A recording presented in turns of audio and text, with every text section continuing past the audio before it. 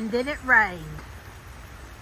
When it's 9,000 degrees outside and you're living in Mississippi and the earth is cracked and furrowed like an old alligator skin, it is faith that teaches us that it will rain again.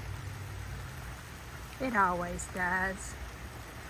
And with the rain comes renewal and invigoration and energy to grow again.